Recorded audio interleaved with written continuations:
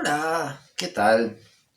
Ya hacía bastante tiempo que no hacía un video acá en el canal y vamos a aprovechar el Día Internacional del Gamer. Si bien que gamer desafortunadamente no es la forma, la palabra que más identifica a los videojugadores debido a que una pequeña, no sé si pequeña, pero una parte de la comunidad se apropió de esa denominación, se autodenominan gamers cuando no lo son, o al menos no lo son en la amplitud total de la palabra, de lo que representa. Entonces, para mostrar el punto, vamos a hacer un repaso histórico de lo que es ser un videojugador, un gamer. Primero, hay que aclarar, cuando la palabra gamer se usa en inglés, abarca a videojugadores por un lado, pero hay otra definición más amplia que abarca a cualquier jugador, que no es el día que se festeja hoy. Como el día del gamer se festeja el de los videojugadores, pero gamer en Estados Unidos se le dice a los jugadores de RPG, se le dice a los jugadores de Trading Card Games, entonces no solo a los videojugadores. Ahí por un lado, que la palabra gamer de repente no representa al videojugador. Nada en contra del resto de las otras comunidades, de las cuales yo también hago parte. Sino que no es el sentido de lo que el día del gamer representa.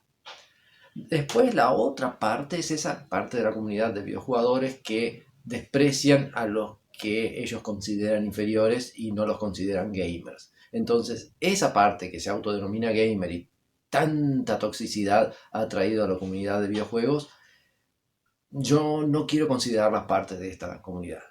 Sé que la mayor parte de esa comunidad tóxica está dentro de la comunidad de PlayStation. No quiere decir que todos los fans de PlayStation sean tóxicos, pero la toxicidad viene prácticamente toda de ahí. Pero bueno, vamos a lo histórico. La toxicidad sobre el mundo de los videojuegos no es propiamente de dentro para afuera. Más que nada, la toxicidad siempre fue de afuera para adentro.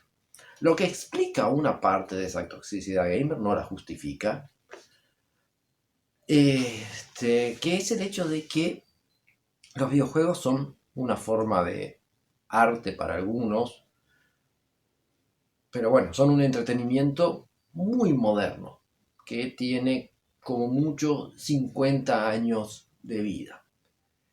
Es como gran parte del entretenimiento moderno una consecuencia de la cultura pop norteamericana de los Estados Unidos.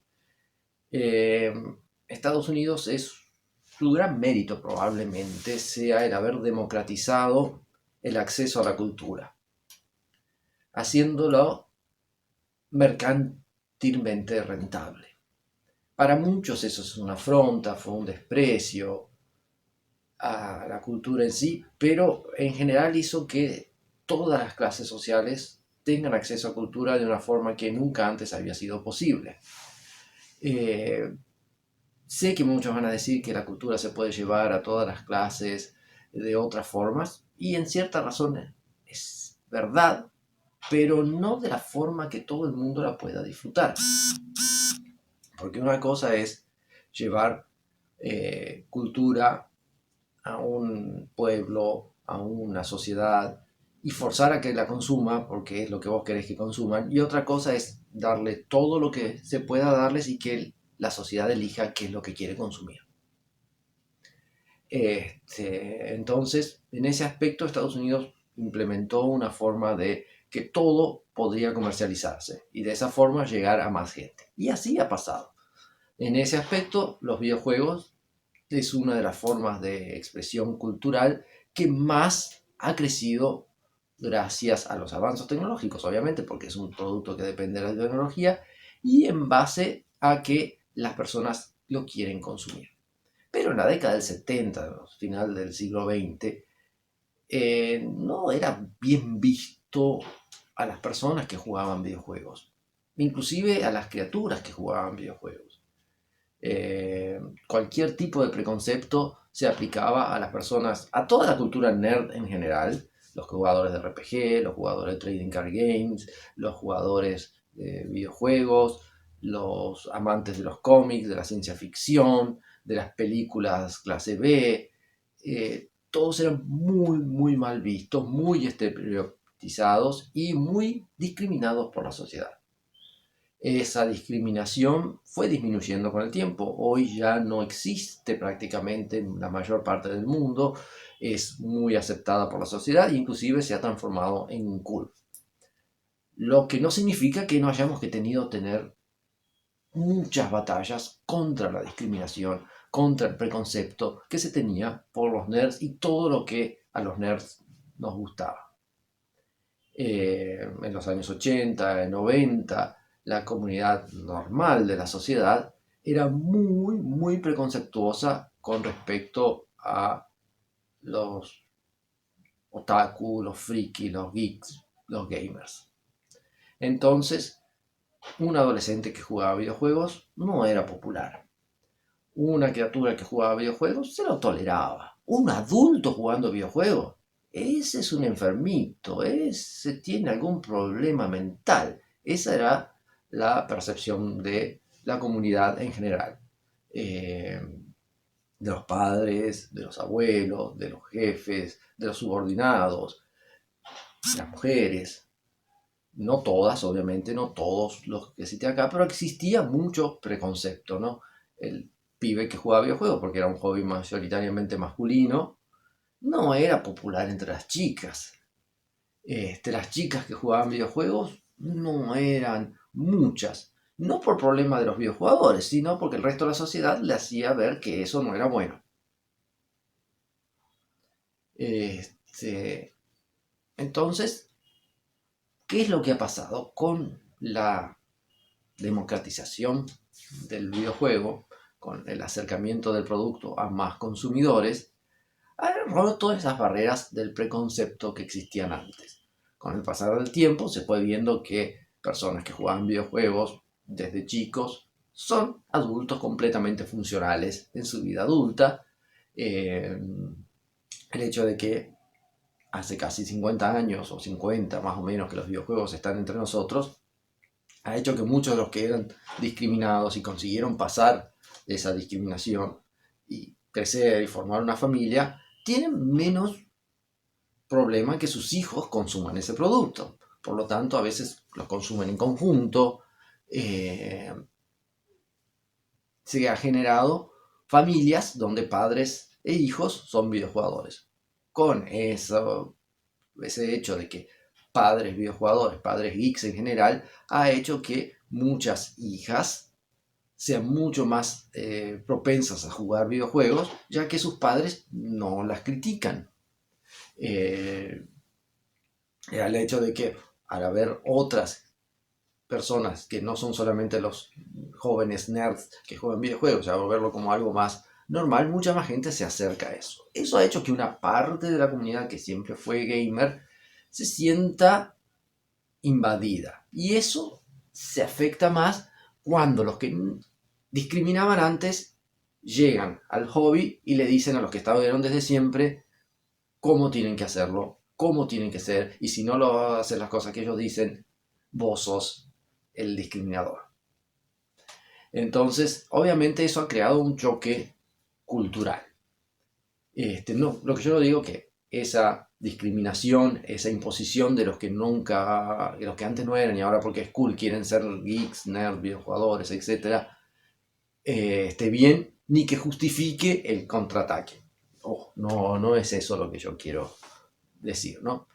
Significa que hoy celebramos el Día del Videojugador porque sobrevivimos, no porque sobrevivir requiera que nos mataban, no estoy llevando la discriminación a ese punto, pero conseguimos hacer que nuestra cultura no sea exterminada por los preconceptos de la sociedad y la hicimos parte de la sociedad. Obviamente que todo tiene sus pros y sus contras, pero creo que en general hoy en día ser videojugador no es simplemente el adolescente que tiene tiempo y la plata de sus padres para jugar videojuegos. Hoy en día todas las camadas sociales, todas las edades tienen acceso a videojuegos. Y aquella persona que se transformó en un adulto responsable, que tiene sus obligaciones, tiene su familia y hace un espacio para jugar sus videojuegos, ese es un gamer. Por más que no juegue 40 horas a la semana a los videojuegos, por más que juegue solo un juego en todo su tiempo libre, porque es el que a él le gusta, ya sea un Candy Crush, un Tetris, o un FIFA, o un Uncharted, o lo que sea. Esa persona es gamer. El gamer profesional, que antes no existía, que se dedica a practicar uno o varios juegos para participar en campeonatos y lo hace de una forma como una forma de vivir y sobrevivir, o a veces como se practicaban los deportes amateurs antiguamente. Bueno, vos tenías tu trabajo y practicabas un deporte competitivamente, aunque eso no te garantizaba tu sustento. Eso antiguamente no se lo tenía, tipo, vos jugabas videojuegos apenas por diversión, y hoy ahí tenés torneos, tenés mucha gente que vive de los videojuegos. Eso transformó la forma de cultura. Tenés la influencia de los videojuegos en las películas, como Tetris hace poco, la de Super Mario, los videojuegos contratando actores de cine, voice actors, eh, pequeños estudios, pequeñas, grandes producciones. El videojuego creció muchísimo en los últimos 30 años principalmente y alcanzó patamares nunca antes llegado y son los principales responsables de que la cultura geek esté tan de moda. Porque sí, los cómics tienen que ver, sí, los RPGs tienen que ver, sí, los trading card games tienen que ver, pero nada de eso hubiera sido posible sin los videojuegos. Los videojuegos fueron los que llevaron la cultura geek a las masas, los que rompieron principalmente la barrera del preconcepto contra los nerds. Entonces los videojugadores tenemos que estar muy contentos de que hoy, tanto los que vinimos de siempre, como nuestros hijos, como nuestros nietos, puedan jugar videojuegos y no ser discriminados por eso. Entonces tenemos que estar muy contentos de ser gamer y luchar para que nosotros no nos tornemos en un futuro los tóxicos que no dejamos que otras culturas aparezcan. Así que les agradezco porque me hayan acompañado y feliz día del gamer para todos.